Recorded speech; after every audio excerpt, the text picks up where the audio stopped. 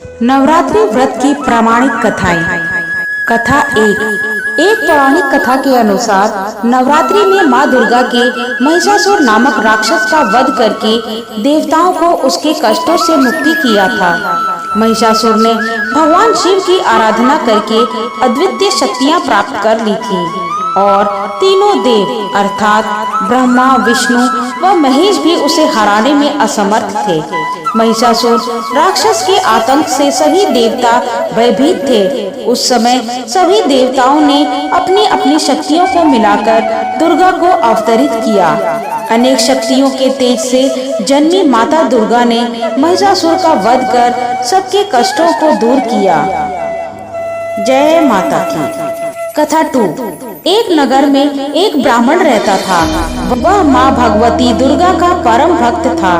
उसकी एक कन्या थी।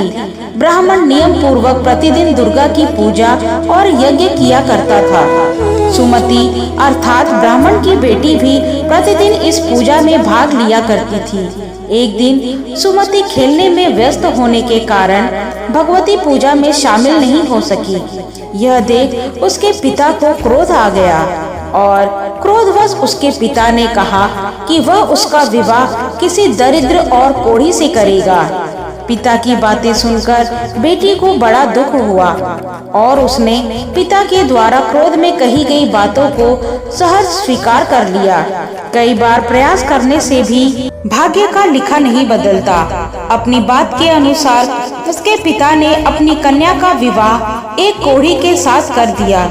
सुमति अपने पति के साथ विवाह कर चली गई। उसके पति का घर न होने के कारण उसे वन में घास के आसन पर रात बड़े कष्ट में बितानी पड़ी।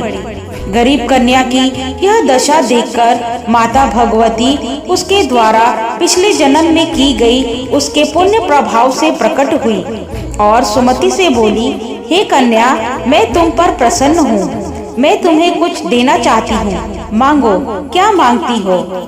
इस पर सुमति ने उनसे कहा कि आप मेरी किस बात पर प्रसन्न हैं? कन्या की बात सुनकर देवी कहने लगी, मैं तुम पर पूर्व जन्म के तुम्हारे पुण्य के प्रभाव से प्रसन्न हूँ। तुम पूर्व जन्म में भील की पतिव्रता स्त्री थी। एक दिन तुम्हारे पति भील द्वारा चोरी करने के कारण तुम दोनों को सिपाहियों ने पकड़कर जेल खाने में कैद कर दिया था। उन लोगों ने तुम्हें और तुम्हारे पति को भोजन भी नहीं दिया था।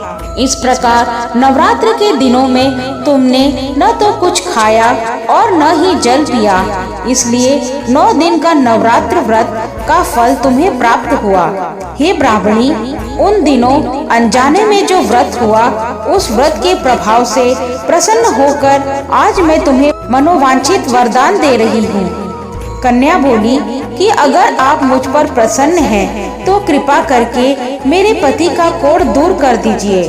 माता ने कन्या की यह इच्छा पूरी कर दी। उसके पति का शरीर माता भगवती की कृपा से रोगहीन हो गया। जय माता दी। कथा 3। रामायण के एक प्रसंग के अनुसार भगवान श्री राम, लक्ष्मण, हनुमान व समस्त वानर सेना द्वारा अश्विन शुक्ल प्रतिपदा से नवमी तक 9 दिनों तक माता शक्ति की उपासना कर दशमी तिथि को लंका पर आक्रमण कर विजय प्राप्त किया था। इस तरह नवरात्रों में माता दुर्गा की पूजा करने की प्रथा के पीछे कई कथाएं प्रचलित हैं, जिसके बाद से ही नवरात्रि का पर्व आरंभ हुआ और माता दुर्गा की पूजा होने लगी। जय माता दी।